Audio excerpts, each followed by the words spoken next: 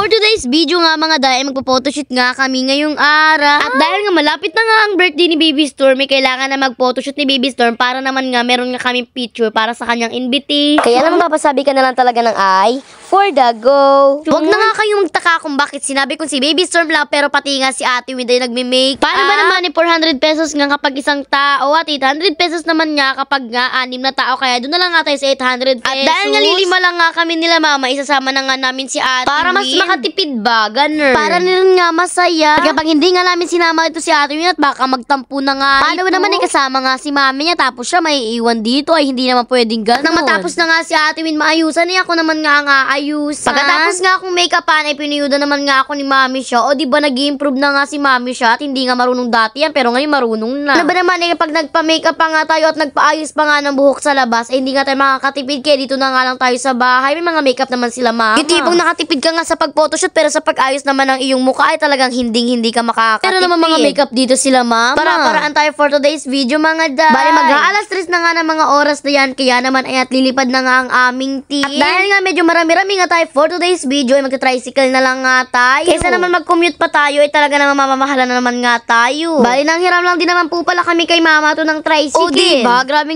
na talaga. Paano ba naman nakatipid ka na nga sa makeup, nakatipid ka pa nga sa sasakyan, hindi ka naman mamasahe, magagasolina ka na lang. Yun naman talagang hindi na nga kami magkasya dito sa loob ng tricycle. Paano ba naman kanya-kanya nga tayo ng bit-bit para sa props? Ganap na po pala namin for today's video ay DIY photoshoot na ikaw na rin mismo magbibisa sa sarili mo, ikaw na rin mismo mag-click ng mga picture mo at ikaw na rin magpo-post, ikaw na rin magdadala ng props. Sa dinami-dami ng dala naming props, puro kay Baby Storm lamang yan. Na makarating na nga kami dito sa lugar kung saan kami magpo-photoshoot, dali-dali na nga kami nag-ayos para naman talaga masimulan na nga ang pagpo-photoshoot. Hindi naman siguro halata sa mukha ni Baby Storm talaga naman parang stress na nga. Dahil nga ako nga pinakaunang pipicturean na yan, ay tinasikaso na muna nga ako ni mami. May dala-dala akong hikaw at kakabit nga raw po yan sa aking tenga, kaso nga lang ay walang butas kaya naman huwag natin ituloy at huwag natin ipilit. Kapag pinilit natin, lalo lang tayo masaktan. Tagal ba naman ang panahon na hindi ako naglagay ng hikaw? Talaga naman mabuhay pa kaya yung butas dito sa tainga. Dahil wala man ang mga bagay-bagay na ayusin ay pumasok na nga agad kami doon sa loob kung saan kayo magpa-photoshoot at pinaliwanag na nga sa amin yung mga gagawin namin. Kaya pagkakaganda man nga talaga dito. Bali kung wala kang ideya kung paano mag-posing, meron naman nga sila ditong guide para naman talaga magka-ideya ka nga kung paano nga mag-posing. Kailangan mong bilis-bilisan ng iyong paggagalaw. Paano ba naman may oras nga lang dito ang magpa-photoshoot? Bali meron nga lang kami 45 minutes pero unleash shot naman na nga iyon. Imagine nyo 45 minutes pagkakasyahin na lang namin kasi magpi-picture taking pa ako, si Kuya Mon, kaming family at si Baby Storm pa naman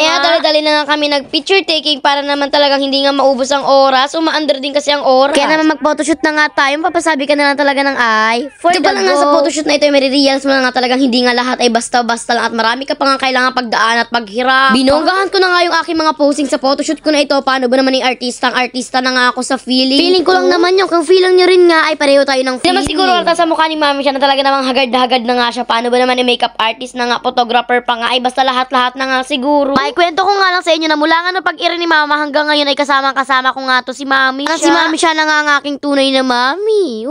Uy, dahil dito abot sa mga ganun-ganun na. Nakaswerte ko nga, paano ba naman na nandiyan lang nga si mami siya sa aking tabi at kahit anong mangyari nga ay handang-handa nga siya sumuporta at din yun naman hindi na nga magkanda-ugaga, paano ba naman mauubos na nga ang oras. Nga talaga ang aming director sa pag-voice over, pag-edit at saka pag-pictorial, pag-acting na rin. Tignan nyo naman talaga na mapati nga pag-posing ko ay kailangan pa nga akong mabuti na nga hindi na ako nahirapan na intindihin kung ano yung gusto ni mami siya na posing at dire-diretso na nga kami at wala na nga pahintuhin. Guro nga kung hindi ko nga naintindihan yung mga gusto ni mami siya at kung hindi ko nga magawa-gawa yung simpleng posing ay nagsisermona na nga kami dito, taabutin kami. Minsan kasi nagja-jumping on the bed din ang aking utak, hindi lang monkey. Portrait naman nga yung posing na ating gagawin kaya naman ayan si ate girl mo at naging mayora na nga for today's video. Nakikita nyo nga ay ginamit ko nga yung upuan na yan. Bali dyan nga pala yan, hiniram lang namin yan at meron din nga pala sila dito na para mga kahon at libreng-libre nga yung gamitin. Wag lang talaga mabasag at masira. Kailangan talaga itong ikatan. Paano ba naman may bayad nga kapag ito ay nasira? O diba, tinan naman ako talaga ng pagkakagali ko nga mag-posing. Kabata naman yung pipicturean katulad ni Baby Storm at wag nyo nga dadamihan yung picture. Para ba naman baka nga maapektuhan ang mata? Buti na nga na pagkakabait nga nila kuya at magbibigay pa nga sa amin ng advice. At dahil nga kanina pa si Ate Win nag-iintay dito sa tabi na mapicturean siya, yet sinama na nga namin siya. At siya talaga ang aming princess for today's video. At dahil nga kailangan nga namin na mahabang oras sa pag-picture taking kay Baby Storm, ay bilis na nga namin pag-picture taking kay Kuya Mon. Oy, walang cheris for today's video. Paano ba naman kailangan talaga namin na mahabang oras. Tignan nyo naman talaga nag-iinarti-inarti na nga si Baby Storm. Alam ko naman po na alam nyo na talagang kapag bata ay talaga naman pagkakahirap ng picture. Family picture pa lang yan pero nag-iinarti na si Baby Storm. Paano pa kaya kapag magsarili na lang siya nagpipit? Basta ako alam ko na nga kung ano ng posing ang gagawin ko, ay bahala na talaga sila. Sila na yung family pictures, hindi na kami magkanda o gaga. Paano ba naman si Baby Storm lang at na pipicture at ito nyo naman na medyo nag-iinarti-inarti na nga siya. Minsan na nga si Baby Storm, paano ba naman papalit na nga siya ng damit yung pang prinsipe ba, ganer. Ikaw talaga kay nanay na nagtahi ng damit ni Baby Storm, talaga naman pagkakabait na nga, pagkakagaling pa nga magtahi. Sa mga oras nga, tinatry-try ko na nga si Baby Storm patawanin, pero hindi talaga tumatawa. Ewan ko na lang talaga, pero ba't pag sa bahay tumatawa siya. Basta muna nga po pala kami dyan saglit, paano ba naman nag-brand out nga. Ang maganda nga dito ay talaga naman may generator, kaya kahit mag-brand out ay talaga naman pwede go pa rin nga ang iyong pagpo-photoshoot. Nang matapos na nga pala ang lahat, bumalik na nga kami sa loob para mag-photoshoot na nga kay Baby Storm. Photoshoot talaga yun, be, hindi photoshoot. Nilabas na nga namin itong mahiwagang kortina ni Baby Storm na may nakalagay na happy birthday at may pa-corona pa nga. Kahit nga taga-video lang naman ako ay talagang stress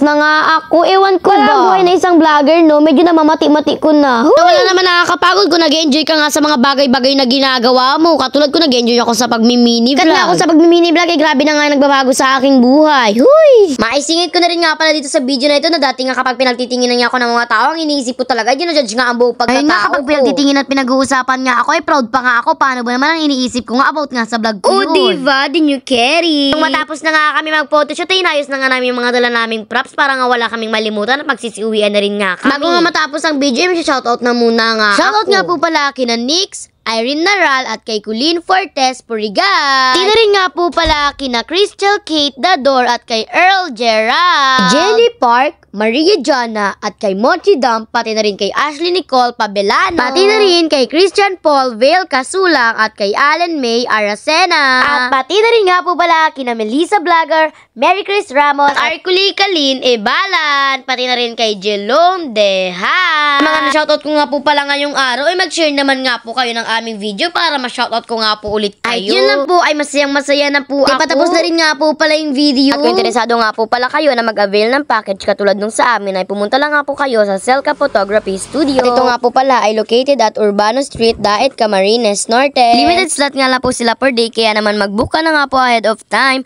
Open daily from 10 AM to 7 PM except on Wednesday. Kung meron nga po pala kayong mga katanungan, ay i-visit nyo na lang nga po pala ang kanilang page. Shoutout nga rin po pala sa mga nag-assist sa amin kanina. Talaga naman pagkakabait nga po at very accommodating. Uy, accommodating. Hanggang dito na lang nga po pala. Mag-like, follow, comment, share, and subscribe ka na rin pala sa page namin. Yun lang, salamat, bye-bye, and God bless!